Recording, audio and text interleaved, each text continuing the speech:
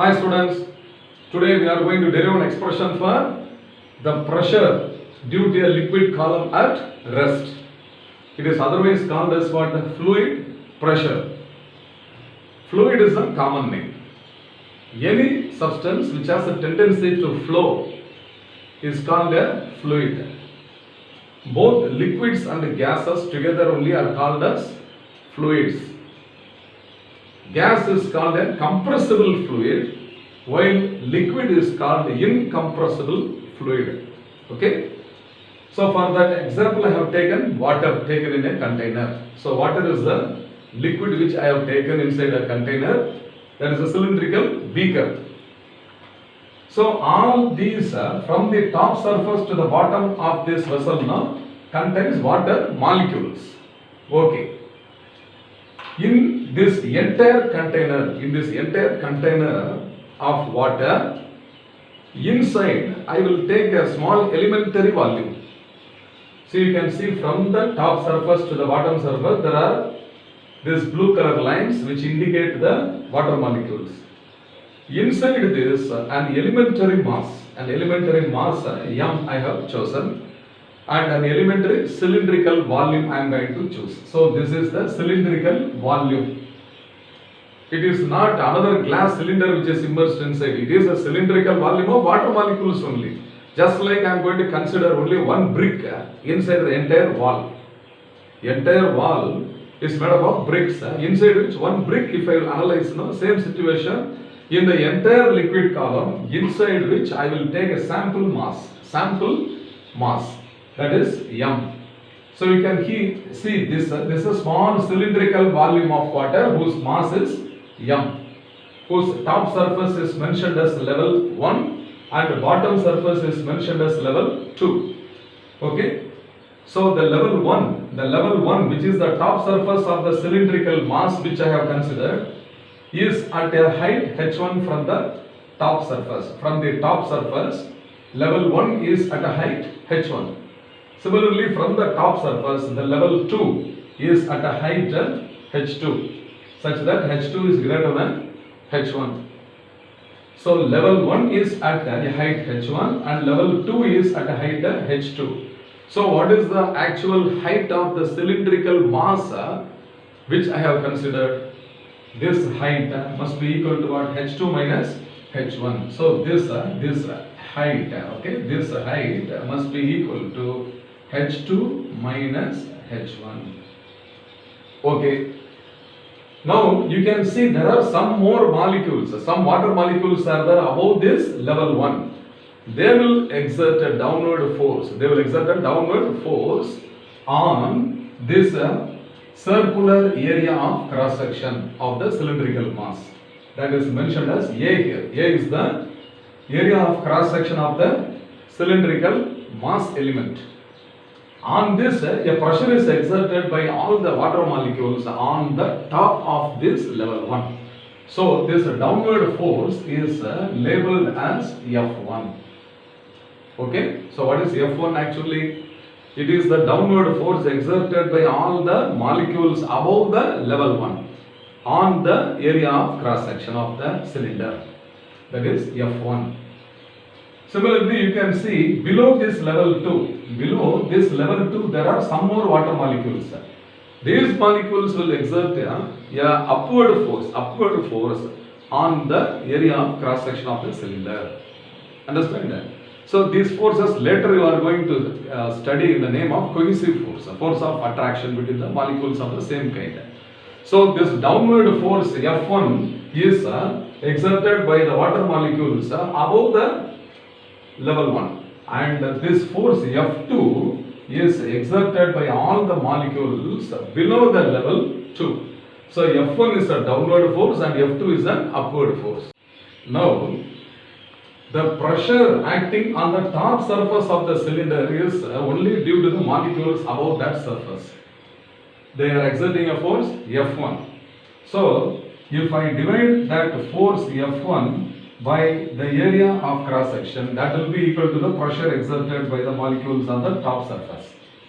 So this implies pressure P1 into A is equal to F1. Okay. Similarly, what is the force exerted by the molecules at the bottom on the same cross section area? If you divide F2 by A, that will be equal to the pressure P2, that is in the upward direction. So this implies P2 into A is equal to F2. Okay. Then you see here, M is the mass of the sample mass inside the cylinder, and the height of the cylinder is equal to H2 minus H1. So what is the volume of the sample mass? The volume of the sample mass. So I take the symbol V. So V is equal to this base area into height H2 minus H1. H2 minus H1. Okay. Therefore, what is the weight of the weight? That is the gravitational force. Weight is nothing but the gravitational force. W is equal to Fg. So weight of the sample mass. So this W is also equal to Fg. So force, what is the, this is equal to weight M into G is its weight. Now mass also is equal to what? Volume into density. The mass is volume into density into acceleration due to gravity. Therefore Fg is now equal to the volume V we have already found here, A into H2 minus H1. So this is A into H2 minus H1 into rho into G. So we have got the equation 1 for F1 and equation 2 for F2 and equation 3 for Fg. So which forces are acting in the downward direction is F1 and Fg, and which force is acting in the upward direction, that is F2. Now column is at rest. So at rest, which is also called what? Equilibrium. At equilibrium, that is when the liquid is at rest. So it is balanced by the upward and the downward forces. So F1 plus Fg must be equal to what? F2. Is it not? So I can write F2 is equal to F1 plus Fg. Instead of F2, I can substitute equation 2. So what is F2? P2 into A on the left side. So P2 A. On the right side, first term is from equation 1, P1 into A. So F1 also is equal to what? P1 into A. Plus, what is this Fg? That is equal to A into H2 minus H1 rho G. So A into H2 minus H1 rho into G. Now the area of cross section is the same on both sides. We can cancel this. A can be cancelled.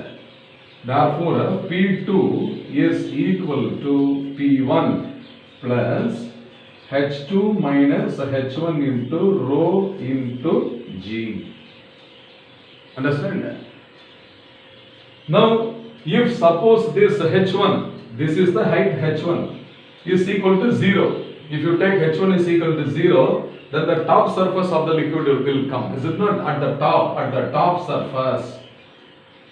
What is H1 is equal to 0. So if H1 is equal to 0, that is top surface, and H2 is equal to H, that is equal to the total height, that is at the bottom surface.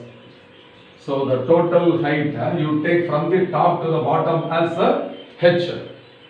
Therefore the above equation can be written as what? P2 is equal to P1 plus H rho G, where H is equal to H2 minus H1.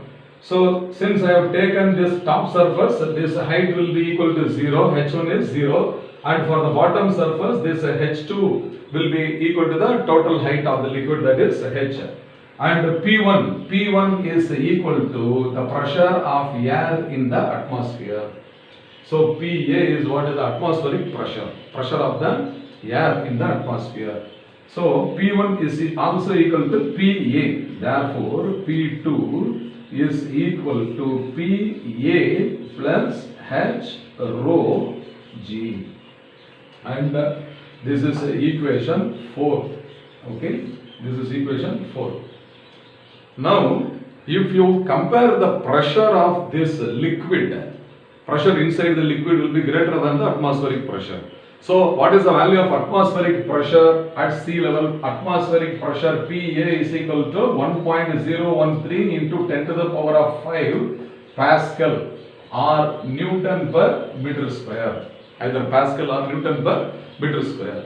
So this is 1 into 10 power 5. This pressure is comparatively lesser than the liquid pressure. So it can be neglected. So if Pa is neglected, if Pa is neglected, in the above equation we get P2. P2 is equal to what? The pressure at the bottom. Understand that? So P2 will be equal to, or P2 is equal to the pressure at the bottom. That is denoted by the symbol P. That is the liquid pressure at the bottom surface. So I can write now P is equal to H into rho into G, and this is the final equation. So my dear students, the pressure will be greater at the bottom of this liquid column. This is why swimming is easier only on the top surface. If you go to the bottom of the swimming pool, swimming is difficult because the entire mass of the water in the swimming pool will exert a pressure on our body, so it is very difficult to swim. The same is the reason when you go above the surface of the earth in hill stations and all. If you go to hill stations like Gulmarg, the pressure will be very less. So our blood pressure will be higher than the outside pressure. So it is difficult to breathe. So on the surface of the earth only the average pressure is what? 1.013 into 10 power 5 pascals. If you go below or above, then the pressure will be deviating. Okay. So what is the expression for the fluid pressure or the liquid pressure? It is P equal to H rho G Pascal. Now, what is the instrument which is used to measure the atmospheric pressure? It is barometer. So, atmospheric pressure is measured by the instrument namely barometer. And the first barometer was designed by a person called Torricelli. For that, he used mercury, the liquid metal mercury. Mercury was taken inside a container, and you see here, this is a trough containing mercury.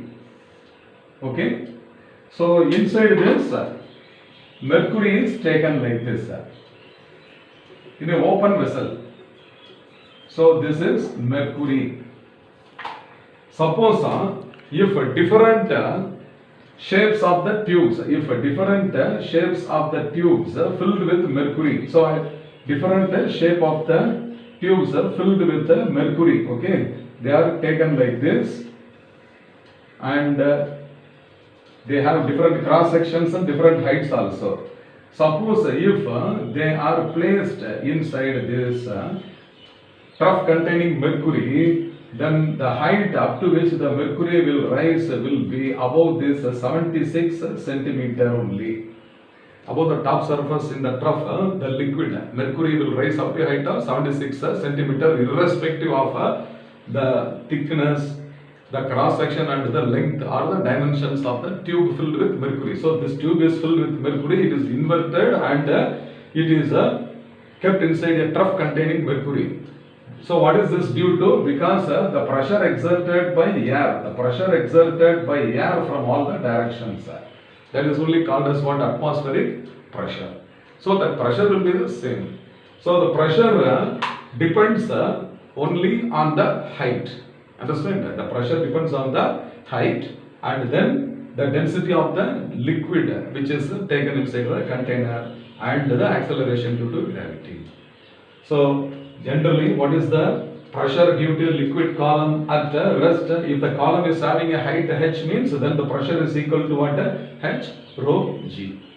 So P is equal to h rho g is the expression to calculate the liquid pressure when the fluid or the liquid is at rest. I hope you must have understood well. Fine.